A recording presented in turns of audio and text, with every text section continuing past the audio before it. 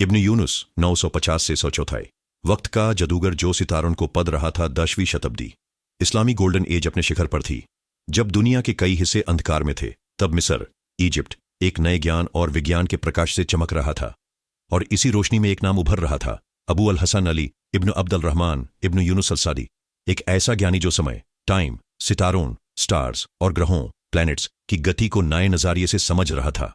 जब इब्न यूनुस ने वक्त का बंधन तोड़ दिया, उस समय के लोग पुरानी ग्रीक और इंडियन घटनाओं, एस्ट्रोनॉमिकल टेबल्स पर भरोसा करते थे, लेकिन उनमें कई गलतियां थी।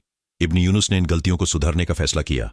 उसने एक महाकाव्यात्मक पुस्तक लिखी, अल-जिज अल-कबीर अल-हकीमी, द ग्रेट हाकिमाइट एस्ट्रोनॉमिकल टेबल्स।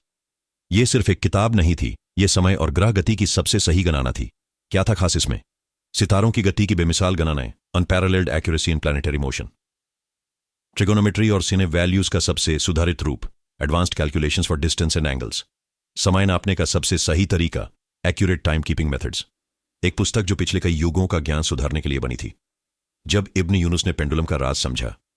इब्न यूनुस सबसे पहला व्यक्ति था जिसने पेंडुलम की गति का ज्ञान प्रस्तुत किया, गलीलियो से कई सदियां पहले। उसकी गणना इतनी सही थी कि बाद में नए वैज्ञानिक भी हैरान रह गए। उसके सिद्धांत यूरोप के मशहूर वैज्ञानिक जैसे टाइको ब्रे और कोपेर्निकस तक पहुंच गए। दुनिया पर इब्न यूनुस का असर, उसकी एस्ट्रोनॉमिकल टेबल्स का प्रयोग नाविक, नेविगेटर्स, विद्वान और वैज्ञानिक ने सदियों तक किया। उसकी टाइम कीपिंग टेक्निक्स ने घड़ियों, क्लॉक्स की उन्नति को प्रभावित किया। उसके ज्ञान ने पूरी दुनिया के नक्शों और एस्ट्रोलॉजी की दुनिया में नए मोड़ लाए, जो समय से आगे चल रहा था। इब्न यूनुस सिर्फ एक एस्ट्रोनॉमर नहीं, एक ऐसे सोचने वाले थे जो वक्त को नापना चाहता था।